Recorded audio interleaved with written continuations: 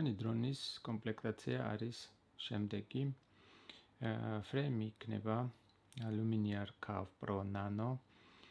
ძალიან ფაფუქი ფრეიმია 47 გრამს იწონის დაახლოებით, მოგვიანებით შევამოწმებთ კიდეც. ძრავები იქნება Airsim Power 1203 6000 კივი.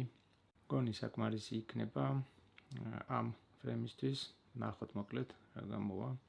ბრენდის კონტროლერი იქნება GHM2.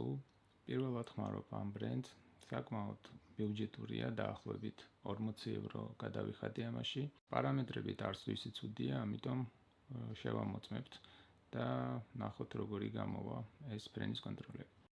ვიდეო გადამცემი იქნება DJI O4 Air Unity, უბრალო ვერსია, ეს არ არის Pro. Პროსთან შედარებით დაახლოებით 20 გრამით ნაკლებს იწონის და ორჯერ უფრო იაფიც კი ღირს. ამ დრონის აწყობისას პრიორიტეტში მაქვს წონა და არა ვიდეოს ხარისხი, რადგან მე მაინც Naked GoPro-ზე ჩავწერ, ამიტომ ავარჩიე ეს ვერსია და არა Pro. მოკლედ დავიწყოთ.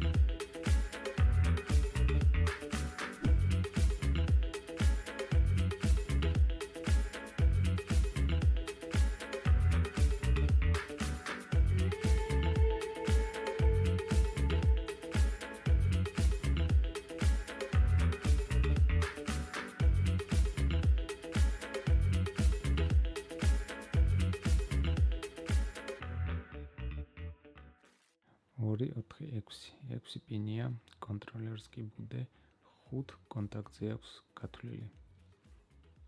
ესა გარწავა, გამოდის რომ ეს უნდა მოვაძროთ და შევადუღოთ აი ამ ადგილას.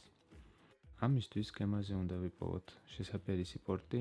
ჩვენ გვჭირდება 1+10 ვოლტიანი, 2- აგერ არის TX და RX. ესე იგი ამას მივადუღებთ აი ამ ადგილას.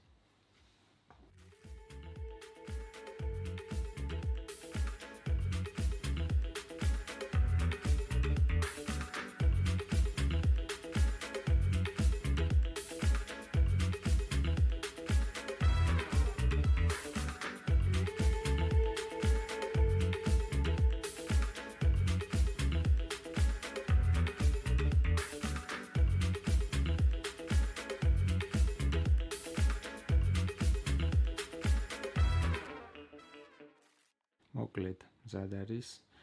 აგერ გამოვიყვანეთ DJI O4-ის კაბელი, აგერ Crossfire-ი. ესე დაჯდება მომავალში. ახლა ეს ყველაფერი მოვხსნათ და გერმეტიზაცია გავუკეთოთ. რადგან ყველაფერი გახსნილია, მიკროსქემა დაუცველია, აქ რომ წყალი მოხდეს ან რაიმე ჭუჭყი, შეგვიძლია გამოვემშვიდობოთ. გერმეტიკს ხმარობ 705 ნომერს, AliExpress-დან მაქვს გამოწერილი. საკმაოდ დიდი ხანია ვხმარობ, პრეტენზია არ მაქვს, ლინკს კი გაგიზიარებთ.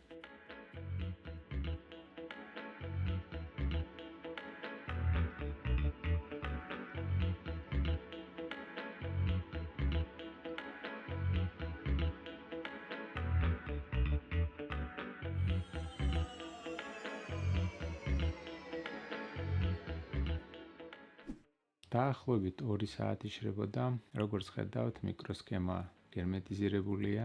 ახლა წესით გაცილებით უფრო დაცულია.